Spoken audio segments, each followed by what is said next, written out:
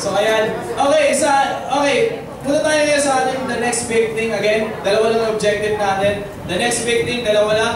Number 1 is to impress God. Ito yung objective natin, number 1. Para sambahin the next big thing. Ito yung magpapasikat tayo sa Panginoon. Magpapa-impress tayo sa Diyos. Pero hindi para magpayabang, kundi para bigyan natin ng hindi ang ating Panginoon. And number 2 is to please God sa ating mga gagawin. Siyempre, tulad ng napag-usapan natin, yung again, inulit-ulit ko para, kasi siguro sa ilang linggo na dumaan, may mga iba-iba kayong ginawa, may mga iba-iba kayong mga naranasan, siguro nakalimot na kayo. May mga makakalimutin ba dito? Meron, di ba? So ayan, papaalala ko lang sa inyo. Sa mundo natin kasi, madaling magpasikat, basta gwapo ka. Diba mo, agad. Basta cute ka, madali lang sumikat. Diba? Ma-expose ka na ng konti. So, okay ka na, sisikat ka na, basta talentado ka, sisikat ka na, basta matalino ka, sisikat ka na. Alam niyo ba sa Panginoon, para ma-impress natin ang Diyos at ma-please natin si God, hindi natin kailangan maging masyadong magaling, hindi natin kailangan maging masyadong gwapo, maganda, sexy, macho, hindi mo kailangan maging gano'n, basta meron ka lang puso na handang maglingkod sa Panginoon, okay ka na. So, yun yung the next big thing. Yun yung pinag-uusapan natin. And last 2 weeks ago, pinag-uusapan din natin yung X Factor. Naalala nyo ba? X Factor, X means Christ-like attitude. Kung sa competition ng X Factor, kailangan meron kang isang bagay na unique, na hindi nawala doon sa ibang mga kalaban mo para manalo ka sa X Factor. Sa Panginoon, ganun din. Okay? Para mapansin ka ng Lord, hindi mo kailangan maging mayroon kang 6 na 6 na abs. Hindi kailangan ng Lord yung abs mo. Okay? Kasi kawawa naman yung mga walang abs. Up lang, meron up. Kasi isang buo lang na ganun. Up. Okay? Hindi. Tapos abs. Up. Sorry. Ayun. So ayan, ang kailangan ng Lord yung X factor. Pag sinabing X, yung X natin, para magkaroon tayo ng X factor, ito yung magkakaroon ng Christ-like attitude. Kailangan meron kang ugali na katulad ni Jesus Christ. Amen? So yun yung X factor natin. And last week, tama ba? Last week, pinag-usapan naman natin yung like a boss. Diniscuss sa atin ni Kuya Marlo. So recap na natin ng konti. Paano nga ba maging servant? Nagkaroon tayo ng comparison. Ano ba ang pinagkaiba ng isang boss sa isang servant? Okay? So, recap lang natin. Yung number 1 na binanggit sa atin ni Kuya Mario nyo, ang sinasabi ng boss, do that. Pero sabi ng servant, let's do that. Ito yung isang pinagkaiba ng boss sa servant. Ang boss, mag-uutos lang niya pero hindi siya kasama doon. Pero ang servant, kasama siya lagi. Come on, let's do that. Okay? So, yun dapat yung meron tayo, servant attitude, not boss. Okay? And then number 2 na pinag-usapan natin, boss does it out of duty, pero yung servant does it because of passion. Ibig sabihin ganito, ang isang boss, ginagawa niya lang yung mga ginagawa niya kasi kailangan gawin ang pag-utusan kasi, duty kasi, trabaho lang. Pero ang isang servant, ginagawa niya kasi mahal niya yung ginagawa niya. Gumagawa siya ng mga bagay kasi mahal niya yung ginagawa niya. Mahal niya yung ginagawa niya. Kaya kahit na walang pumipilit sa kanya, meron siyang pagkukusa. Ginagawa niya ng buong puso. Yun yung servant attitude. Yung boss, pag walang trabaho, petics yan. Pero pag may trabaho, ginagawa niya kasi may trabaho kasi. Okay, pero ang servant, may mag-utos man o wala, may nakakita man o wala, gagawa yan, kikilos yan. Masisipag ang mga servant. Sino dito masisipag?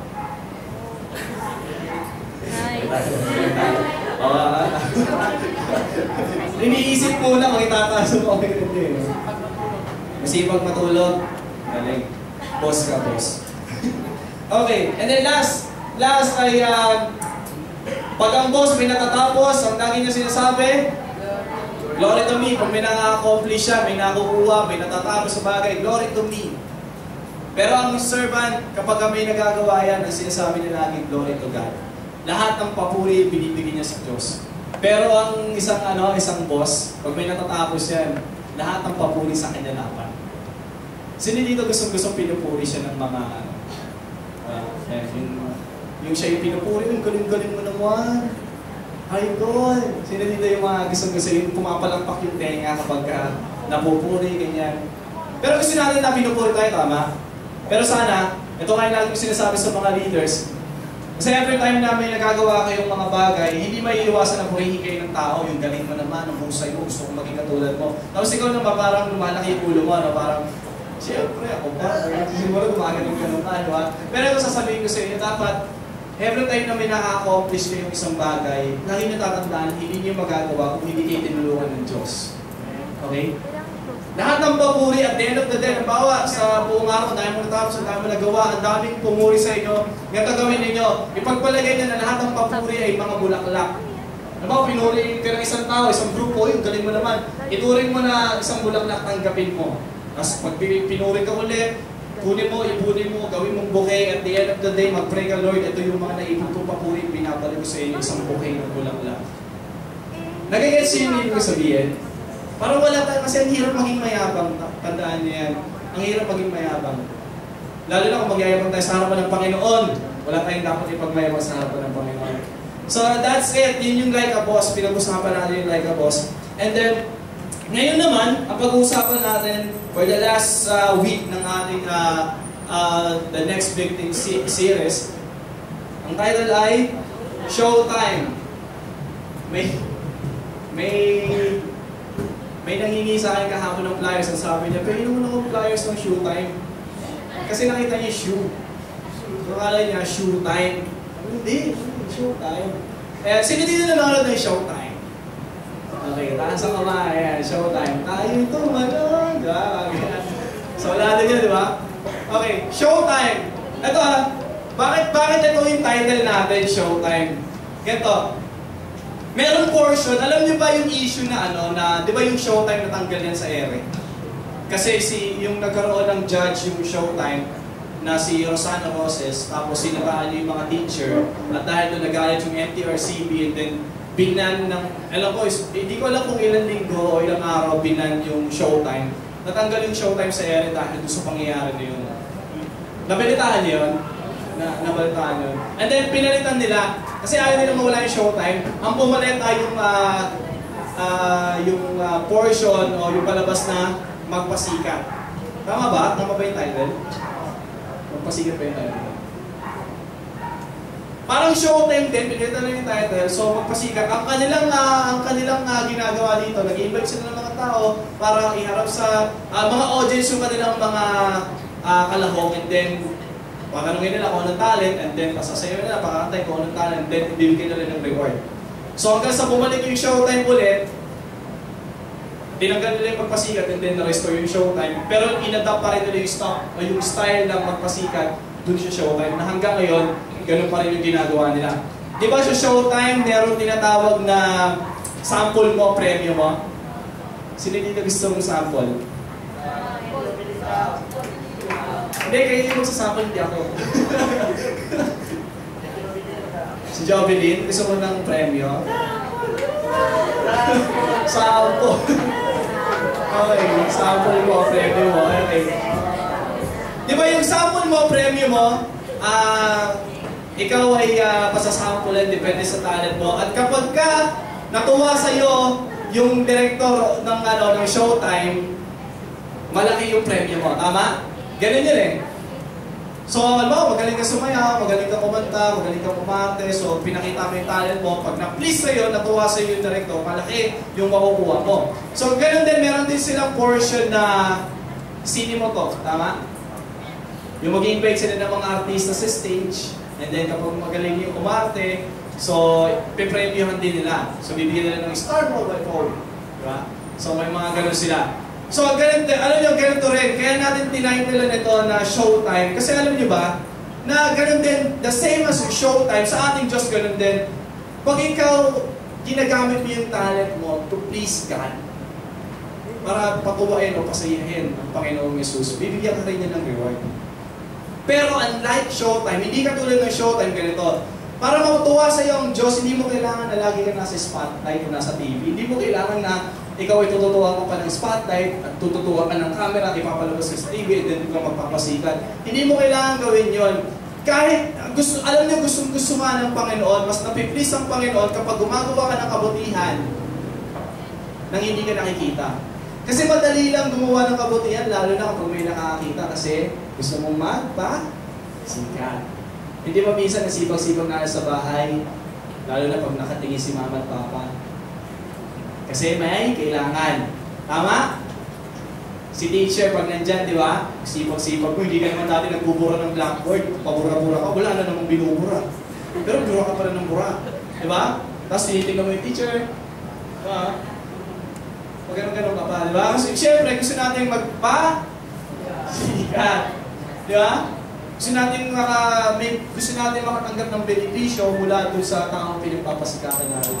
Alam niyo sa Panginoon, mas gusto niya, mas napiplease siya na pagka gumagawa tayo ng mabuti kahit walang nakakita ng ibang tao. Mas binibless niya yun. Ito nga, sabi sa Matthew 6:1. Lagyan natin. Ito, sabi ni God. Si Jesus mismo nagsasabi nito. Sabi niya, be careful not to do your acts of righteousness before men to be seen by them. If you do, you will have no reward from your Father in heaven. Nasabi, ingat daw tayo. Kung ba tayo gagawa ng mabuti, huwag mo naman masyadong pangalanda ka sa harap ng mga tao. Kasi kapag ginawa mo yun, at pinalakpakan ka ng maraming tao, wala ka ng reward kay God. Bakit? Kasi nakatanggap ka na ng reward, pinalakpakan ka na eh. Yun na yung reward mo. So huwag ka nang umasa na bibigyan ka ni God kasi binigyan ka na. Kaya sa atin ang challenge ngayon sa ating mga kabataan ngayon bilang last series ngayong, last week series natin ngayong November. Kung gagawa tayo ng mabuti, it's all about serving, no? Kung gagawa tayo ng paglilingkod sa Panginoon, make sure na hindi nyo yung ginagawa para sa tao. Gawin niya para sa Diyos. Amen ba? Amen ba? Pakisabi sa katabi, gawin mo yung dapat mong gawin para sa Diyos. Amen. Ito pa, sa Colossians 3:23, pakipalabas. Colossians 3. Ayan. Ang sabi dito, whatever you do, work at it with all your, as working for the, and not for men.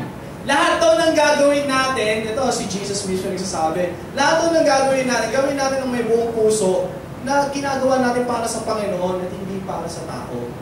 Alam niyo ba na lahat ng ginagawa natin, kahit pag-aaral pa yan, kahit simpleng mga gawain, kahit nagpupulot ka lang ng basura, o ikaw ay nagtatasan ng lapis, anything na ginagawa mo, pwedeng maging servisyo mo kay God, as long na ginagawa mo yan para kay God.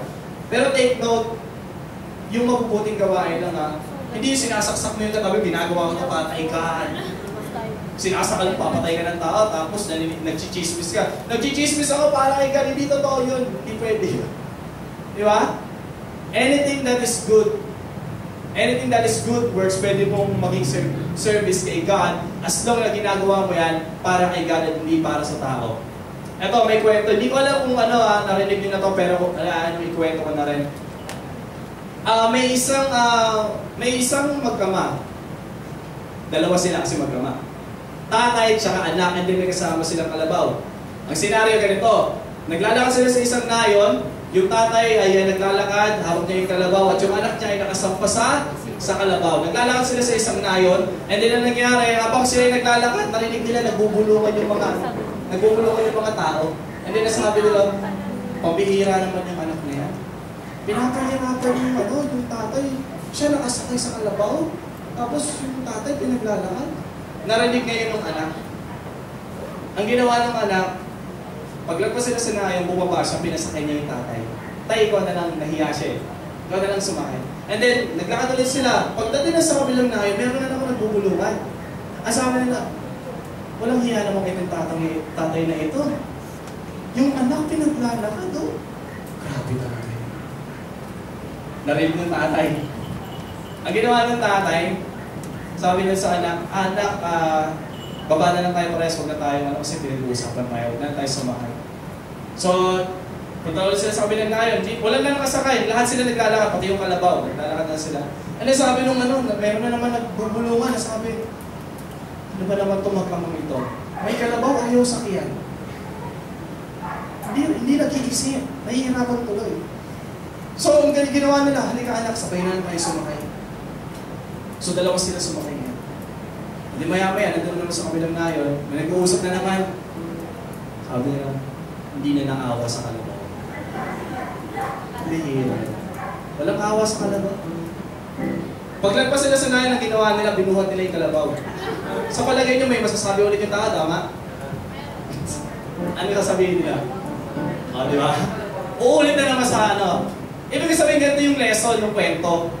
Lahat kahit anong gawin mo, meron at merong tao na hindi ka mapiplease. Kahit gano'n pa kagbuti yung gawin mo, siguro sa 100 tao na gusto mong i-please, kahit 99 doon pa-please, meron pa rin isa talaga na hindi mapiplease yung ginagawa mo. Kasi may mga tao talagang bitter.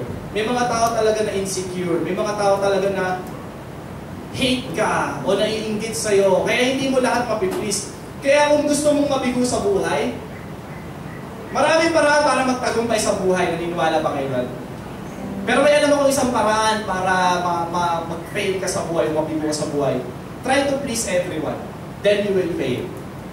Try to please everyone. Ito sasabihin ko sa inyo, challenge ko sa inyo. Kung meron ka kayong i-please ko si God. Kasi as long na ginagawa niyo ang best niyo para sa Diyos, kahit nag-fail pa kayo, natutuwa sa inyo ang Diyos. Kasi ginawa niyo yung best niyo. Amen ba? Please God, not men. Before we continue, kasi pag-uusapan natin ngayon ay mga paano ba ako maglilingkod sa Diyos. Okay? Pero before we continue, pray muna tayo. Sige, let's pray. Lord, samahan niyo po kami sa pag-uusap.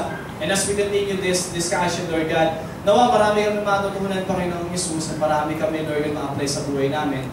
I pray, God, na itong mga kabataan na kaharap ko ngayon, kahit sa edad namin na ganito, Lord God, tulungan niyo kami na ma-realize itong mga bagay na pag-uusapan namin about serving you. And help us not, Lord God, na i-ignore ito o baliwalain, Lord God, at lalabas kami dito na parang wala namang nangyari, nagsayang lang kami ng oras dito, Panginoon. Lord, help us not, huwag mangyari yung bagay na yung Panginoon. But Lord, give us na yung puso na interesado na makinig, Lord God. Marami pong salamat, O Diyos. Gusto namin na Ikaw yung maranasan namin. Lord God, gusto namin na Ikaw po yung aming makasama at marinig. Lord God, gamitin niyo lang po ako, Panginoon, Lord God, para po magamit yung boses ko at mabahagi sa kanila yung gusto niyo sabihin, Panginoon. Holy Spirit, be with us, and Jesus be glorified. Yan po ang aming prayer in Jesus' name. Sir, binigyan. Sagutin muna natin itong tanong na to kasi kailangan badin muna natin ito sa isip natin. Labas mo yung tanong, Jazz? Ito yung tanong. God is perfect. He doesn't need anything. Therefore, what kind of service will I offer to Him? Logic yung tanong. God is perfect, amen? Wala siyang kahit na anong kailangan. Wala siyang pagkukulang sa sarili niya, hindi siya kulang-kulang na Diyos. Perfecto siyang Diyos. Ibig sabihin, wala siyang kailangan na kahit na ano. Ngayon, ang tanong, bakit inuutusan tayo ng Diyos na mag-serve sa Kanya? Tama? Tama ba? Logic na tanong. Pero kailangan natin sagutin bago tayo magpatuloy. Kung ang Diyos ay perfecto at walang kahit kailangan na, kahit na anong bagay na kailangan galing sa atin, bakit sinasabi niya na maglingkod tayo sa Kanya? Ito nga yung sabi sa Acts 7, anong verse yan? Sa next verse. Ayan, sabi dito, the God who made the world and everything in it is the Lord of heaven and earth and does not live in temples built by hands. And He is not served by human hands as if He needed anything, because He Himself gives all men life and breath and everything else. Ang sabi niya, wala siyang kailangan na kahit na ano galing sa atin dahil siya nagbibigay ng lahat ng bagay. Ibig sabihin, tingin kayo sa akin, ibig sabihin, hindi tayo kailangan ng Diyos sa makatuwid, pero kailangan natin ng Diyos. Nagagets niyo ako? Bakit ganoon? Bakit di tayo bakit pa ako nagsuserve? At bakit na tayo nutusang mag-serve? Bakit? Hindi ba? Mas maganda na sagutin natin yan. May dalawang paraan, may dalawang dahilan kung bakit gusto niya na inuutusan niya tayong mag-serve sa Kanya. Okay? Kahit na wala naman siyang kailangan. Bakit? Number one reason is this. Andiyan na ba? Okay, 2 reasons why.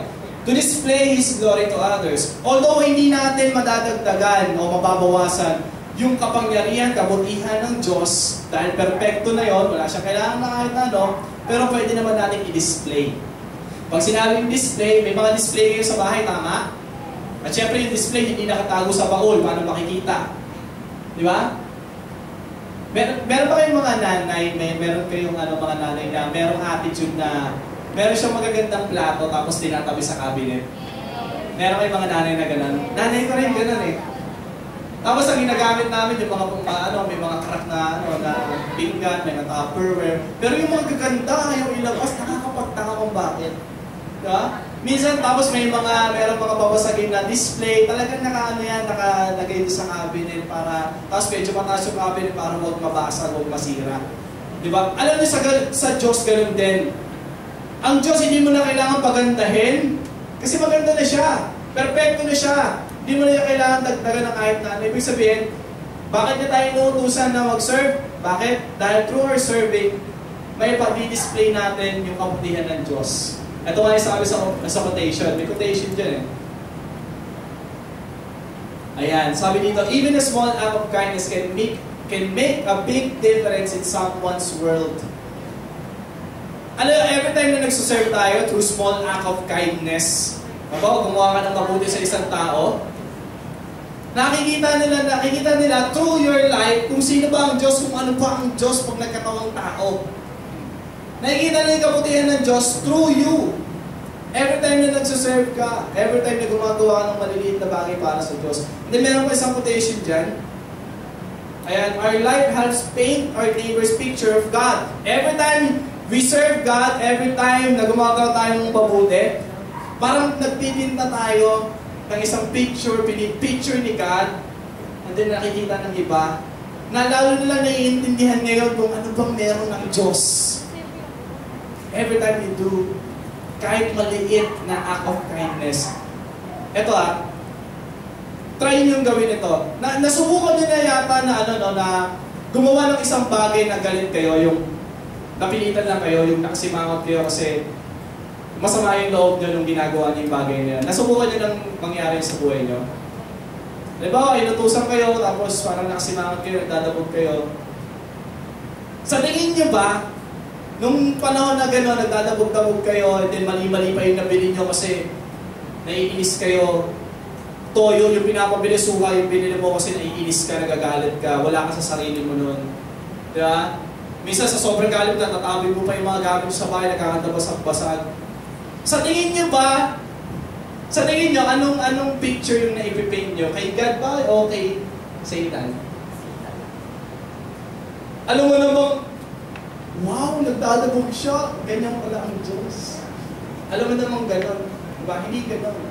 Kaya every time we do an act of, kahit small act of kindness sa tao, through our serving, natutulungan natin yung mga tao o yung mga iba nating kapwa na maintindihan ano ba talaga ang Diyos o sino ba talaga ang Diyos, ano ba yung kanyang ugali, ano ba siya pag nagkatawang tao muli. Okay? So, that is number 1. Number 2, for us to be blessed. That is number 2. Bakit na tayo inuutosang mag-serve kahit na wala naman siya kahit na kailangan para may bless tayo? Hindi na natin kailangan i-bless si God dahil pag sinabi blessing yung material things, hindi niya na kailangan ng kahit na perfecto siya. Pero bakit na tayo inuutosang mag-serve para tayo i-bless? Sabi nga sa Deuteronomy, sa Bible din ito, sabi sa Deuteronomy 30, the Lord will again delight in you and make you prosperous just as He delighted in your fathers. If you obey the Lord your God and keep His commands and decrees that are written in this book of the law, the Bible, and turn to the Lord your God with all your heart and with all your soul, and offer, wala na yan, hindi na kasama. I-bless niya tayo, He will make us prosperous. Everything, every prayer. Sino dito may mga prayers, may mga prayer request? Sino dito may mga prayers siya na hindi mo nasasagot? Taas ang kamay. May prayer siya. Family, sa school, ayan, may personal prayer. Hindi mo nasasagot yan, ha? Alam niyo ba, every time na tayo sumusunod sa Panginoon, lalo na ginagawa, sinusunod natin yung kanyang utos na mag-serve, alam niyo ba na dahan-dahan, binibigyan niya yung mga prayers na yan, sinasagot niya yung mga prayers na yan.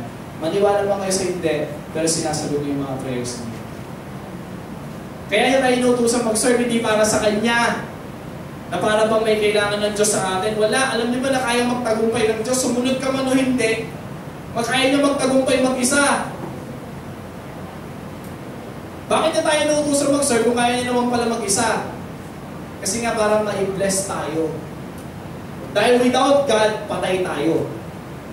Amen ba kayo doon? Ang Diyos kahit wala ka, kaya niya mag-exist, kaya niya mabuhay mag-isa. Pero pag wala ang Diyos sa buhay natin, patay tayo. Tayo ang kawawa. We need God. Kaya nga nagsuserve tayo sa Kanya para i-bless niya tayo. As a sign of our obedience. Okay? So nasagot na natin yon. Bakit ba kailangan pang sumunod sa Diyos? Kung perfecto naman siya, bakit ba kailangan pang mag-serve sa Kanya? Hindi yun para sa atin. Para yun, hindi yun para sa Kanya. Para yun sa atin at para din sa mga tao na nakakakita sa atin. Amen ba? Amen ba? Gising pa kayo, gusto niyo ulit mag-exercise? Pakisabi sa katabi, gusto mo mag-exercise?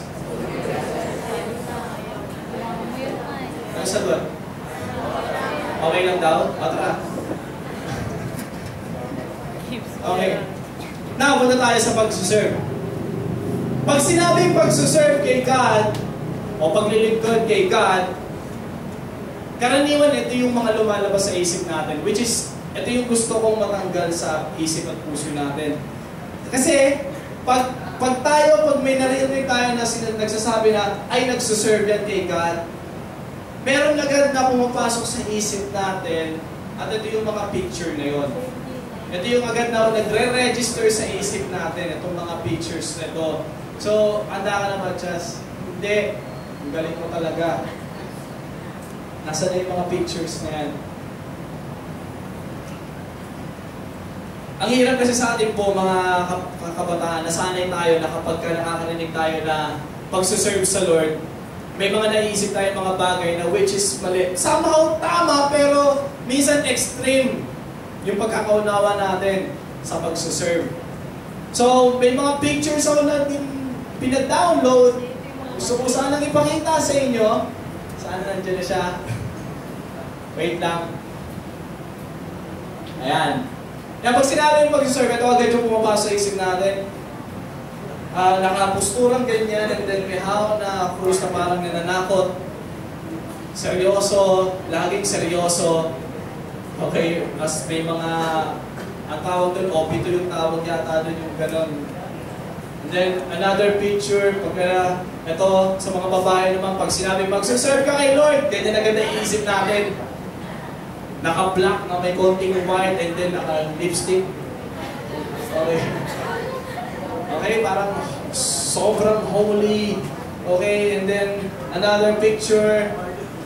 Ganyan, sa mga lalaki, parang sobrang naka-black and then may lipstick din. Bakit yung mga lipstick yun? Hindi ko nakita yan nakikita natin yung mga dress code nila. Pag sinabi, magsuserve kay Lord, magsusuot ako ng mainit na damit katulad ng mga ito. And then next picture, mga monghe yan, mga monghe. Wala na kasi makitang picture ng monghe, lahat ano eh. Ayan, so monghe Chinese yata ito.